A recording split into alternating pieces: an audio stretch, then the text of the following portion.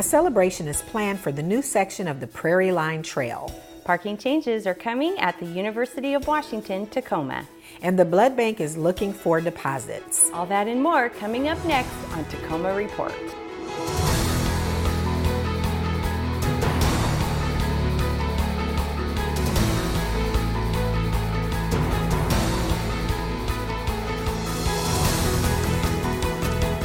Hello and welcome to this edition of Tacoma Report. I'm Angie Foster. And I'm Laura Proctor. Parking changes are happening around the University of Washington Tacoma campus. Stacy Ellifrit has more on how these changes will help visitors have a better chance to ace a space. The city's parking services wants to take the gamble out of finding a parking space and make it easier for those visiting popular areas to find parking. Well, we have to make these changes because we're trying to get short-term parkers places to park. So if we have unregulated parking, people will take it up. And down here at the UWT area, it's really congested with students, with employees, with everybody. So we have competing businesses and students. So we just needed more short-term parking, and that's what this new regulation is going to do. Parking Services works closely with the Volunteer Parking Technical Advisory Group. This group's purpose is to analyze the city's parking structure and make recommendations to increase efficiency. Specifically, 90-minute paid parking will be extended to 2-hour paid parking along Jefferson Avenue from South 17th to South 21st Streets, as well as an instituted 3-hour unpaid zone from Tacoma Avenue to Market Street from South 17th to South 21st Streets. In process right now, you'll see bagged signs that are going up, but they'll actually go live on September 16th. City staff and the advisory group have spent a considerable amount of time analyzing the area, and occupancy numbers show that the street parking remains full throughout the day due to the significant parking demand. We're going from completely unregulated in this area to 3-hour time stay. Again, it'll free it up for people who are coming down to a restaurant, a business, even the UWT, if it's just for a class or if it's to check in with admin or do something else. So that 3 hours, you just won't be able to park all day. It's anticipated that these changes will have an overall positive impact to the visitors of this area. What's happening downtown, and in any urban setting, parking is going to be part of it. It's not the most exciting part, but it's important. We do work to try to benefit as many people as possible and do the most common sense things we can do with the principles that kind of govern parking and the tools that we have in our toolbox to use. We try to help as many people as we can. For Tacoma Report, I'm Stacy Ellifrit. To find out more about these parking changes, visit the city site. A high-intensity activated crosswalk, or Hawk Beacon, has been installed in Tacoma.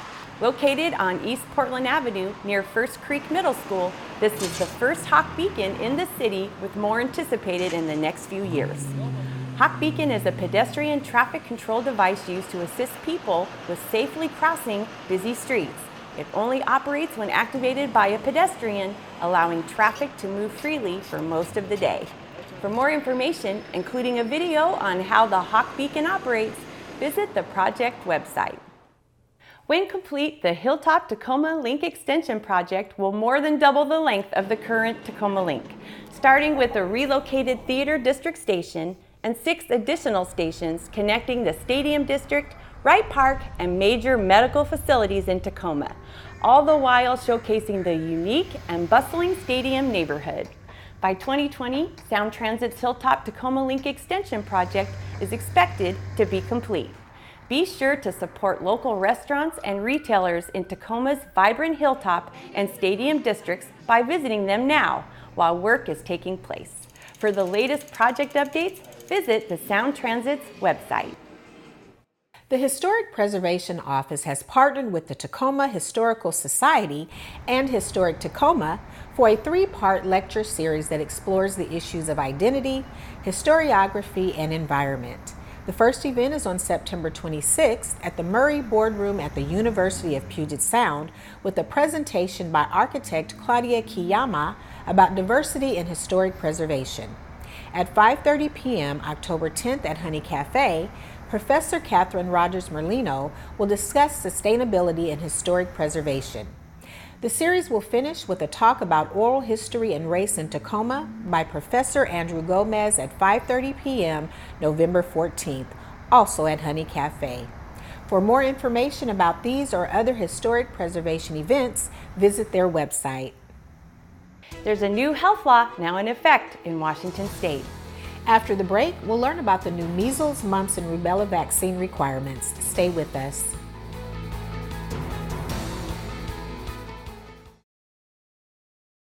A new law went into effect at the end of July in Washington State that removes the personal or philosophical exemption for the measles, mumps, and rubella vaccine, more commonly referred to as the MMR vaccine.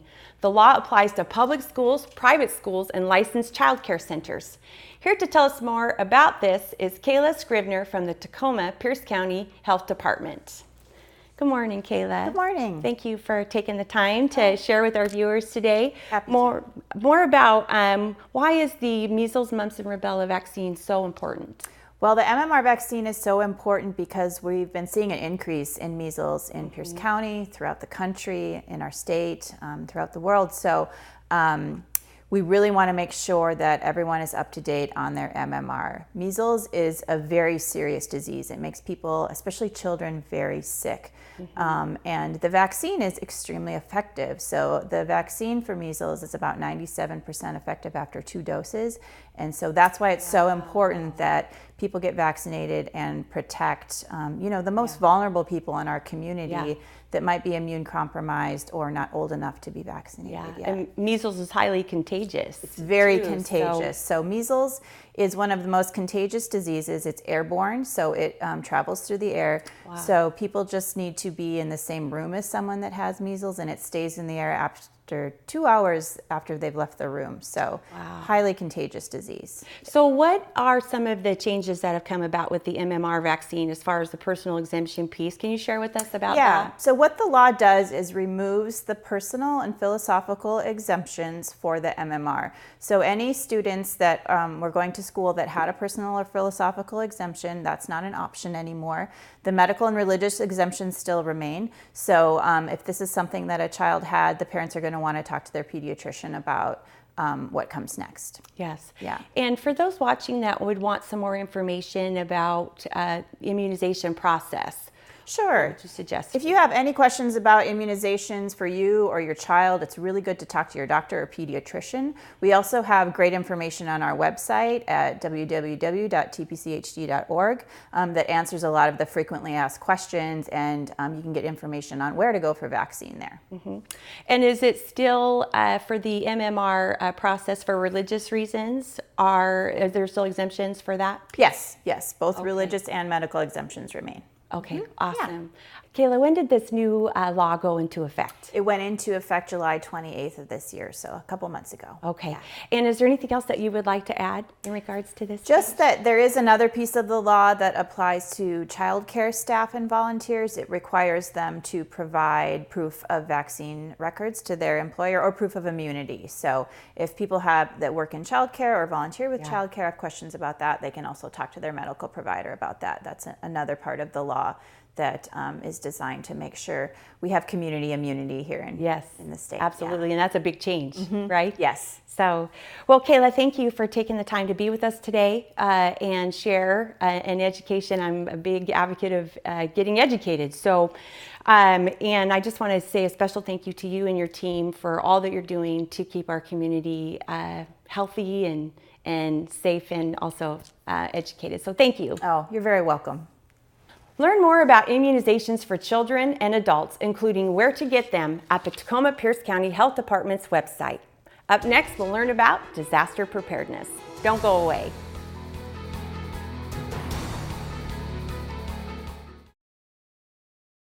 Disasters can strike at any moment, which is why it is important to be prepared. It is recommended to have supplies to last at least 72 hours, including food, water, medication, spare clothes, flashlights, extra batteries, and a radio. For more information, visit the city's emergency management webpage. Blood donations are in big demand following a disaster. Unfortunately, they tend to drop off during the summer months. Blood drives are a great way to get more people involved because instead of having to travel to the donation location, Cascade Regional Blood Services comes to you. We depend on the public. All the blood donors are volunteer, and to have someone facilitate that and organize it at these community events and these businesses is great because they have the contacts and they can get folks in. You know, sometimes they have to work or they have a schedule, and so to get an opportunity to speak with them is great during the day, and they can donate during, you know, occasionally during work hours or potentially their lunch break. We're looking specifically right now for O positive, O negative, but frankly, it's all blood types are needed. We're having issues with our inventory. It's been up and down. We just haven't had the volume of donors that we'd like to see come through the door, just because it's been, you know, a lot of the weather's been nice, people are on vacation. So I'd just like to remind folks to come out and see us before the fall starts here. To find out how to schedule a blood drive for your organization, contact the Cascade Regional Blood Services website. On October 26th, join your neighbors for a citywide litter pickup day. Neighborhood volunteers are organizing a day of events to clean out trash. The event will be from 9 till noon. For more information, check out your neighborhood council's Facebook page. The city's Planning and Development Services Department is creating a process to include community members as stakeholders in new development projects in Tacoma. Tacoma Report's Megan Snow has more. Planning and Development Services wants to help build positive relationships between community members and developers as Tacoma grows. A lot of times in development, the public interest isn't the first priority because there's a lot of really complex factors and there's a lot of money involved. And so in those situations, you know, in large projects, we can facilitate the improvement of the overall public spaces by working with the developers to get the public interest into the conversation at an early phase of the design so that it's not at the end.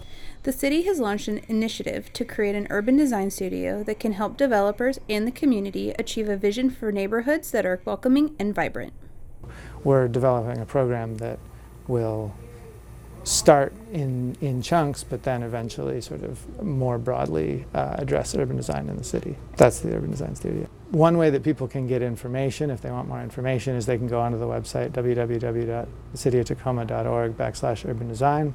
They can also reach out to me directly and contact me, and then they can also attend the meetings. There's more information on the website about the meetings and when they're happening, and all of the meeting notes and presentation slides and all that stuff are available online.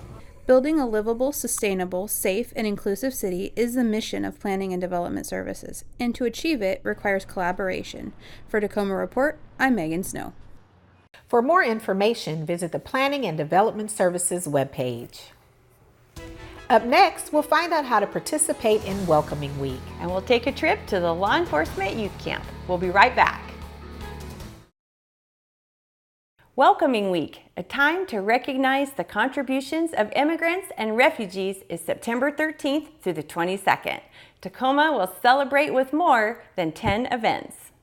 This year in particular, the idea is to really create spaces where people feel welcome, not just to perform about their culture, but really build relationships from that. So it's no secret that in the last year or two, it's become harder for immigrants, refugees, and members of the foreign-born communities to feel welcome. So what we're thinking about with Welcoming Week this year is activities where people are not just performing for an audience, not just showing what their culture is about, because a lot of times we think that's what's valuable about people.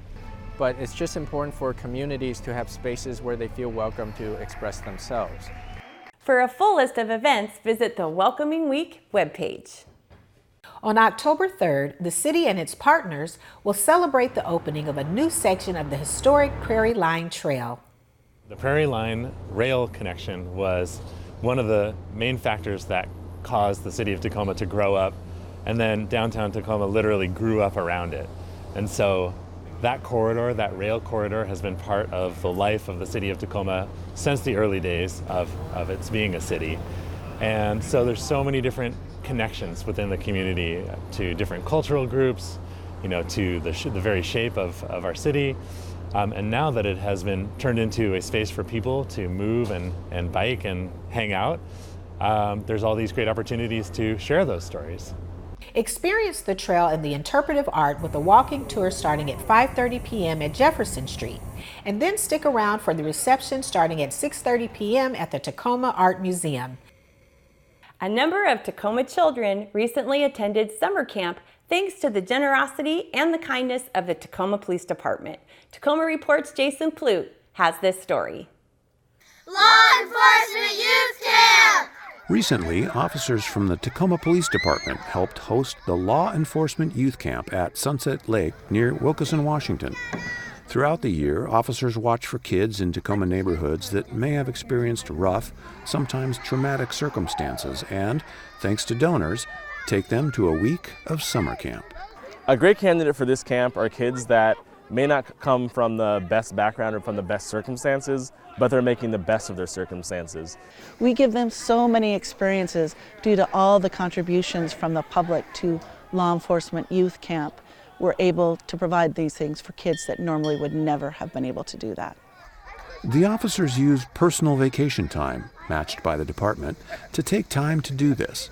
Camp is a 24-hour responsibility for the officers, who spend the entire week with their kids. They eat, sleep in the same cabins, and take part in all the activities with their kids. The Tacoma Police Department has 7 officers at camp. Not surprising, given the amount of support over the years. The camp was actually started by the Tacoma Police Department 45 years ago. And I got to say that Tacoma, again, from day one has been a huge part of this camp. And they're the best of the best. They're great people, they're empathetic, they're caring. You could tell that with the reactions with the kids, and they're so good with the kids. It's a great relationship. Camp activities include canoeing, swimming, fishing, hiking, crafts, singing, horseback riding, skits, zipline, rock climbing, and more. It's common for these kids to have never experienced any of it, which makes for a great learning environment.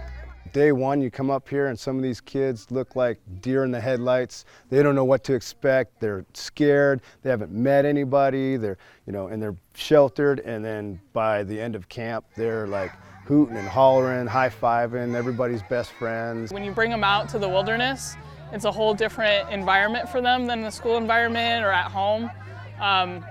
Just getting into a canoe, something they've never done before, and being able to work out how to turn a canoe, but then they start working together. They yell at each other for a bit, but then they start working together to get it going, and then they feel really successful about it, and it really helps with that growth. Of course, behind all the fun and camp activities is the added benefit that these kids will now see officers in a different light. They're going to remember this experience, and they're going to tell their friends, we're going to tell their friends, and we're going to tell their friends, and it's going to help break down the walls between the police and the community. So I think it's a great experience for these kids. A lot of kids can be scared of us, depending on their interactions or just what they hear and know through media and all of that. And this is a really good way to show them something different. And of course, it's not just rewarding for the kids. It's a great opportunity to give back to the community, an opportunity to make a difference and make a connection with the community these officers serve. I mean, there's nothing more rewarding than giving back, right? And then you get to see the investment in the future when you run into kids that you brought to camp and you see them as they grow through the years, and then you have contacts with them later throughout the years, and you see them growing up and you have that positive influence in their life and you see how it's helped. I mean, that's the reward right there. So yes, we do see our kids later on.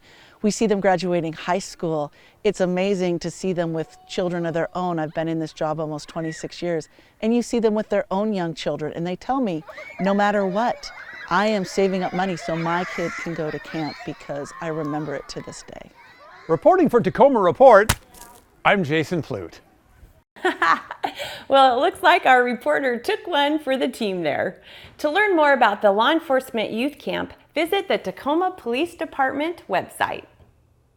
And finally, visitors to the Point Defiant Zoo and Aquarium who have a Tacoma address would be admitted free during an upcoming Tacoma Resident Free Days. These days are offered as a thank you to the Tacoma voters who approved a bond issue to pay for zoo improvements. Enjoy free entry and see the improvements that have happened to the zoo over the past decade. These include the Asian Forest Sanctuary, Wild Wonders Outdoor Theater, Education Center, and more. Proof of residency is required for free entry.